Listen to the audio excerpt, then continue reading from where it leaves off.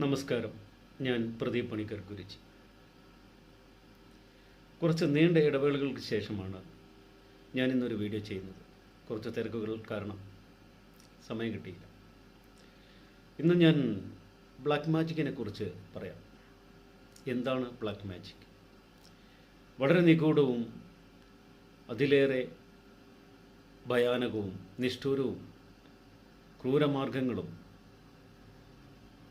നല്ല ഉന്നതമായിട്ടുള്ള ഐശ്വര്യമായിട്ടുള്ള സാമ്പത്തിക ഉയർച്ച നേടുവാനും വശീകരണം, ശാന്തി, അങ്ങനെയുള്ള ഉത്തമമായിട്ടുള്ള കർമ്മങ്ങളും മാരൻ കർമ്മം, ദ്വേഷൻ കർമ്മം, സ്തംഭൻ കർമ്മം, ഉച്ചാടൻ കർമ്മം എന്നിങ്ങനെയുള്ള അതിനീചമായിട്ടുള്ള കർമ്മങ്ങളും എല്ലാം തന്നെ അടങ്ങിയ വളരെ നിഗൂഢമായിട്ടുള്ള ഒരു ശാസ്ത്രമാണ് ബ്ലാക്ക് മാജിക് അല്ലെങ്കിൽ കൂടോത്രം എന്ന് പറയുന്നത്. മനുഷ്യൻ്റെ നീണ്ട ഉത്ഭവ ചരിത്രം മുതൽ ബ്ലാക്ക് മാജിക്കുമുണ്ട്. അന്ന് മുതൽ മനുഷ്യനിലെ മൃഗീയ വാസനകളും മറ്റു തരത്തിലുള്ള നിഗൂഢ ചിന്തകളും പകയും വിദ്വേഷവും സ്നേഹവും പ്രണയവും രോഗപരമായിട്ടുള്ള ബുദ്ധിമുട്ടുകളും അതിൽ നിന്ന് മോചനം നേടാനുള്ള ആഗ്രഹങ്ങളും അങ്ങനെ ഒട്ടനവധി പ്രശ്നങ്ങൾ നിറഞ്ഞ ഒരു ജീവിതകാലത്തിൽ മനുഷ്യൻ കടന്നുപോയപ്പോഴൊക്കെയും ബ്ലാക്ക് മാജിക് രക്ഷ കൊടുത്തിട്ടുണ്ട്. അതുകൊണ്ട് തന്നെ ഈ ശാസ്ത്രം ജനങ്ങളുടെ മനസ്സിൽ അടിയുറച്ച വേരുറച്ച ഒരു ശാസ്ത്രമായി മാറി. അതിൻ്റെ നിഗൂഢവും അഗാധവുമായിട്ടുള്ള വഴികളെക്കുറിച്ച് ഞാൻ വിശദീകരിക്കുന്നില്ല. അതെല്ലാം എല്ലാവർക്കും തന്നെ കുറച്ചെങ്കിലും അറിയാവുന്നതായി. നമ്മൾക്ക് സംഭവിക്കുന്ന ദോഷവശങ്ങളെല്ലാം തന്നെ ആരെങ്കിലും മാരണകർമ്മം ചെയ്താണോ, ദ്വേഷണകർമ്മം ചെയ്താണോ, സ്തംഭനകർമ്മം ചെയ്താണോ, ഉച്ചാടനകർമ്മം ചെയ്താണോ എന്നൊക്കെയുള്ള സംശയങ്ങൾ പല ആളുകളും ഉന്നയിക്കാറുണ്ട്. എല്ലാം തന്നെ അങ്ങനെ ചെയ്തതുകൊണ്ട് മാത്രം വരണമെന്നില്ല. അതെല്ലാം മനുഷ്യരുടെ സങ്കല്പങ്ങളും മനസ്സിലുള്ള ചിന്തകളും അവയുടെ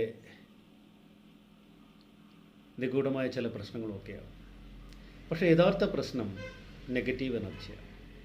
ആ നെഗറ്റീവ് എനർജി ഏതെല്ലാം വിധത്തിൽ സംഭവിക്കുന്നു എന്നുള്ളത് ആർക്കും തന്നെ വിശദീകരിക്കാൻ കഴിയില്ല. ഒരു ദൈവജ്ഞൻ അല്ലെങ്കിൽ ഒരു ചിന്തകൻ, അതുമല്ലെങ്കിൽ ദൈവമായി അടുത്തൊരാൾ, മെൻ്റലിസ്റ്റ്, ഇവർക്കെല്ലാം വളരെ പെട്ടെന്ന് തന്നെ കണ്ടെത്താൻ കഴിയും ഒരു നെഗറ്റീവ് എനർജി. ആ നെഗറ്റീവ് എനർജിയുടെ പ്രതിസന്ധി മറികടക്കണമെങ്കിൽ തീർച്ചയായിട്ടും ഒരു വ്യക്തിക്ക് സഹായങ്ങൾ കൂടിയേ തീരും. ആ വ്യക്തിക്ക് കിട്ടുന്ന അത്തരം സഹായങ്ങളാണ് മനുഷ്യനെ വീണ്ടും നല്ല രീതിയിൽ ഉയർച്ചയിലേക്ക് നടത്തിക്കൊണ്ടുപോകാൻ കഴിഞ്ഞിട്ടുള്ളത്. എന്നും മനുഷ്യന് ചിലപ്പോൾ സഹായങ്ങൾ വേണ്ടിവരും. ഒറ്റയ്ക്ക് തളർന്നു വീണ് കഴിഞ്ഞാൽ മറ്റാളുടെ സഹായമില്ലാതെ എഴുന്നേൽക്കാൻ കഴിയില്ല. അതുപോലെ തന്നെയാണ് ഓരോ മനുഷ്യ ജീവിതവും. ഒരു വീഡിയോ ഇട്ടാൽ അതിൻ്റെ താഴെ ആയിരക്കണക്കിന് നെഗറ്റീവ് കമൻറ്റ്സ് ഇടുന്നവരാണ് കൂടുതൽ. നല്ല കമൻറ്റ്സ് ഇടുന്നവർ വളരെ കുറവായിരിക്കും. അതെന്തുകൊണ്ടാണെന്ന് വെച്ചാൽ മനുഷ്യന് എപ്പോഴും നെഗറ്റീവ് എനർജി പകരാനാണ് താല്പര്യം. 4 പേർ കൂടുന്നിടത്ത് ഒരാളുടെ കുറ്റവും കുറവും പറയുന്നത് ഏറ്റവും ആസ്വാദ്യകരമായിട്ട് കണ്ടുവരാറുണ്ട്. അപ്പോൾ അത്തരം നെഗറ്റീവ് എനർജി എങ്ങനെ റിമൂവ് ചെയ്യണം, ബ്ലാക്ക് മാജിക് എങ്ങനെ റിമൂവ് ചെയ്യണം എന്നെല്ലാം ഉള്ളത് ഓരോ മനുഷ്യനെയും വ്യക്തിപരമായിട്ട് സ്വാധീനിച്ച് കാണാറുണ്ട്. എൻ്റെ നിലപാട് അതങ്ങനെയല്ല. നമുക്ക് നെഗറ്റീവ് എനർജി വന്നു കഴിഞ്ഞാൽ അത് ഏതെല്ലാം തരത്തിലാണ് നമ്മെ ബാധിക്കുക, ആ ബാധകളിൽ നിന്നെല്ലാം തന്നെ, ആ ബാധിച്ച അവസ്ഥകളിൽ നിന്നെല്ലാം തന്നെ അതിനെ നിർവീര്യമാക്കേണ്ട അവസ്ഥയുണ്ട്. അതിനാണ് പൂജകളും കർമ്മങ്ങളും എല്ലാം തന്നെ നമ്മൾ ചെയ്യുന്നത്. എൻ്റെ ഉപാസനാമൂർത്തികളെക്കുറിച്ചൊക്കെ ഇതിനു മുമ്പുള്ള ഒരുപാട് വീഡിയോകളിൽ ഞാൻ വിശദീകരിച്ചിട്ടുണ്ട്. അപ്പോൾ എൻ്റെ ഈ ചാനൽ മുടങ്ങാതെ കാണുന്നവർക്ക് അതെല്ലാം തന്നെ വളരെ വ്യക്തമായിട്ട് അറിയാൻ കഴിയും. ഞാൻ ആ മൂർത്തികളെ വെച്ചിട്ട് കർമ്മം ചെയ്ത് പൂജാവിധികളും മന്ത്രവിധികളും താന്ത്രിക വിധികളും എല്ലാം തന്നെ യോജിപ്പിച്ച് കർമ്മങ്ങൾ ചെയ്തു കഴിഞ്ഞാൽ തീർച്ചയായും ആ വ്യക്തിക്ക് അതിൻ്റെ ഗുണങ്ങളുണ്ടാവും. ഞാൻ പ്രധാനമായിട്ട് ചെയ്യുന്നത് വശീകരണ പ്രവൃത്തികളാണ്. എത്രയോ ആയിരക്കണക്കിന് വശീകരണം ഞാൻ ചെയ്തിട്ടുണ്ട്. അപ്പോൾ നമുക്കെല്ലാം വേണ്ട രീതിയിൽ മൂർത്തികളുടെ സഹായം നമ്മൾ സ്വീകരിക്കുന്നതിൽ തെറ്റില്ല എന്ന് വിശ്വസിക്കുന്ന ആളാണ് ഞാൻ.